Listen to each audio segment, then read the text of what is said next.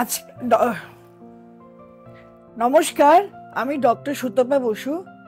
আজ আসন্ন রথযাত্রা নিয়ে বলবো যে রথযাত্রা কি কি করবেন কি করবেন না, রথযাত্রা কেন আমাদের জন্য এত শুভ, কবে রথযাত্রা হবে 2024-এ, এই নিয়ে আলোচনা করব। রথযাত্রা অত্যন্ত শুভক্ষণ। আষাঢ় মাসে শুক্লা পক্ষের দ্বিতীয়া তিথিতে রথযাত্রা পালিত হয়। এবছর 22শে আষাঢ় 7ই জুলাই রবিবার রথযাত্রা হবে। কথিত আছে যে রথযাত্রার দিন জগন্নাথ, বলরাম ও সুভদ্রা তাদের মাসির বাড়িতে যায়।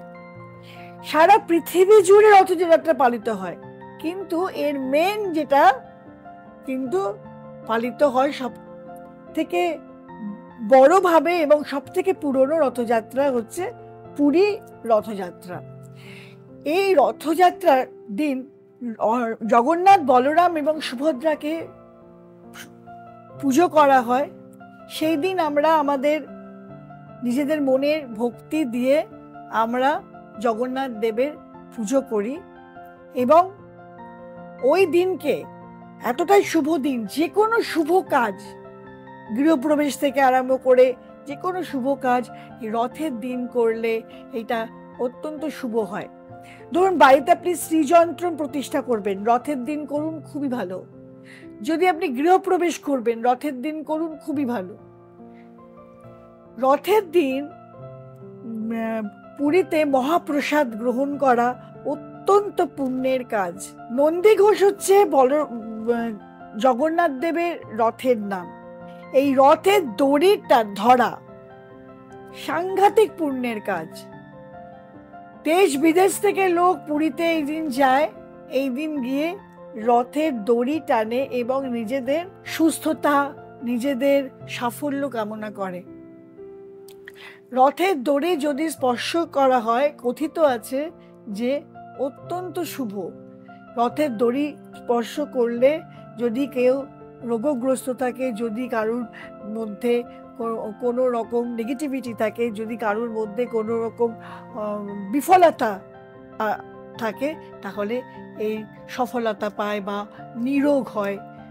ভীষণভাবে শুভ হচ্ছে রথের দিন রথের দড়ি ধরা। পুরী ছাড়া আমাদের ওয়েস্ট বেঙ্গলে মাহেশের রথ খুব বিখ্যাত।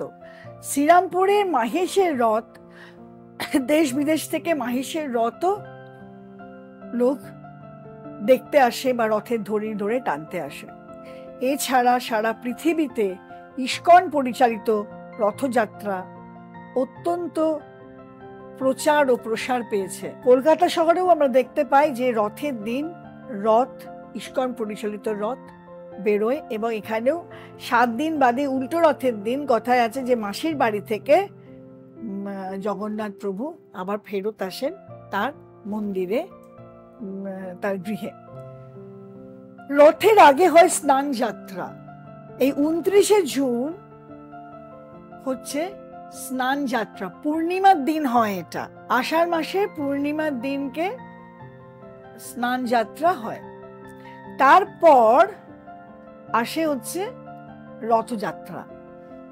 স্নান যাত্রার সময় বলা হয় যে 108 ঘড়া জল দিয়ে জগন্নাথ দেবকে স্নান করানো হয়। তারপর এই স্নান যাত্রার পরে জগন্নাথ দেবের জ্বর হয়, যার জন্য সেই সময়টা সপ্তাহব্যাপী পুরীর মন্দির বন্ধ থাকে। তারপর প্রস্তুতি চলে রথযাত্রা। রথের দিন কি করবেন আর কি করবেন না। রথের দিন নিরামিষ খাবেন। ঠাকুরকে, জগন্নাথ প্রভুকে নানা রকম রান্না করে ভোগ দেবেন। জগন্নাথ প্রভু বলা হয় যে বিষ্ণু ভোজন করে পুরীতে।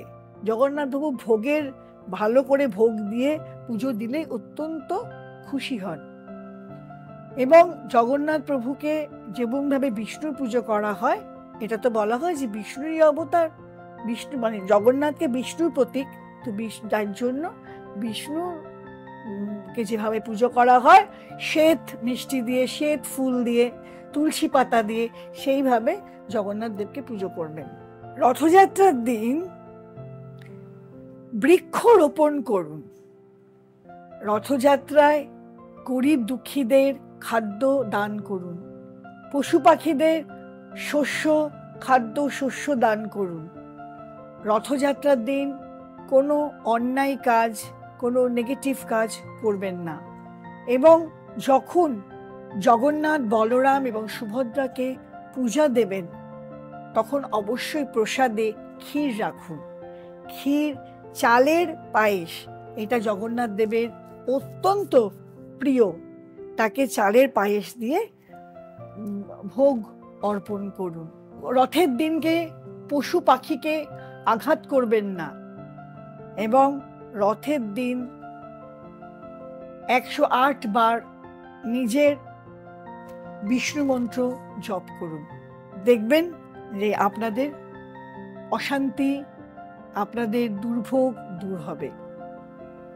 আজকের যদি ভিডিওটা ভালো লাগে তাহলে অবশ্যই লাইক, শেয়ার এন্ড সাবস্ক্রাইব করুন এবং বেল আইকনটা প্রেস করে দিন।